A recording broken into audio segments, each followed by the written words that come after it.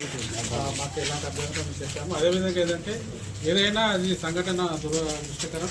మరి ఇటు విషయంలో వాళ్ళ అంత్యక్రియలకు ఏదైనా అంటే మేము యాక్చువల్గా తహసీల్దార్ నేను పర్సనల్గా అంటే మా సొంతంగా మా నుంచి ఒక 30,000 ఇస్తామని చెప్పాము. వీళ్ళందరూ కలిసి అట్లా కాదు ఎక్కువ అంటే 50,000 అంటే ఇది ఒక మీరు ఏంటంటే మీరు మానవత నేను ఏమంటున్నా అంటే అది ఏమన్నా కానీ 40,000 అయితే ఇస్తామని నేను ఇక్కడ చేస్తున్నాను. మేమిద్దరం పర్సనల్ వేరే కాదు, సెక్రటరీ నుంచి కాదు, మిగతా ఏదైనా గవర్నమెంట్ తరఫున రావాల్సిన ఏది ఉన్నా కానీ వాళ్ళకి అందే విధంగా మేము ఎంపీడీఓ పరంగా నేను తహసీల్దార్ పరంగా సాధించాను. సో మరి ఈరోజు ఈ సంఘాల వాళ్ళు వీళ్ళందరూ కూడా ఏంటంటే ఒక బీదవాళ్ళు చనిపోయడానికి అందరు వచ్చారు. దాన్ని కూడా మాకు బాధాకరంగానే ఉంది. అసలు ఏదైనా కొంచెం ఆమె ప్రాణం పోయేది లేకుండా ఏదైనా మనం సాల్వ్ చేసి ఏం కాకుండా చూసుకుంటుంది. అది దురదృష్టకరంగా భావిస్తున్నాం.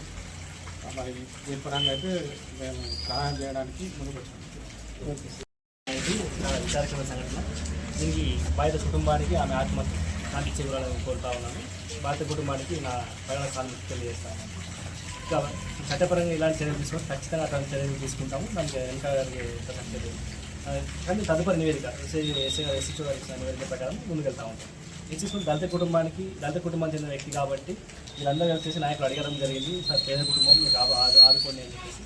సో ఈ 97 సర్వే నెంబర్లో ఖాళీగా ఉన్న 2 ఎకరాల భూమిలో కొంత భూమి మాకు ఇవాళ కేటాయించడం అని అన్నారు.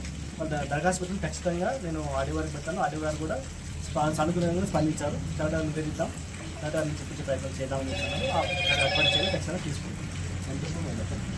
ఎకరా భూమికి ప్రపోజల్ పంపిస్తాం. ఎకరా భూమి బాధిత కుటుంబానికి ఆడియో గారు ఎంఓ గారు మేము మాకు ఎలాంటి అభ్యంతరం లేదు. నెక్స్ట్ చట్ట ప్రకారం ఎట్లా కేటాయించో ఆ విధమైన చర్యలు తీసుకుంటాం అని ఆడియో గారు వాళ్ళ పై ఆఫీసుతో మాట్లాడి 1 ఎకరా పొలం ఇస్తానికి ఒప్పుకున్నారు. ఇప్పుడు మీడియా సంస్థలు చెప్తారు. అంతకేలా ఖర్చు కోసం ఒక 50,000 రూపాయలు ఇప్పుడు ఇస్తున్నారు.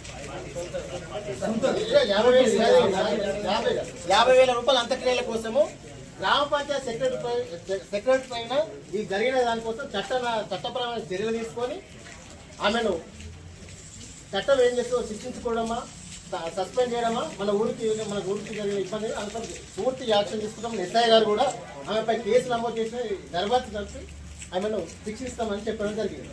పూర్తి ఎంక్వైరీ చేసి 1 ఎకరా పొలం ఇస్తామని మా ఎంపీడీఓ గారు, మా ఎంఆర్ గారు ముందుకు వచ్చినందుకు ఎంపీడీఓ గారు, మా ఎస్ఐ సార్ గారికి ధన్యవాదాలు.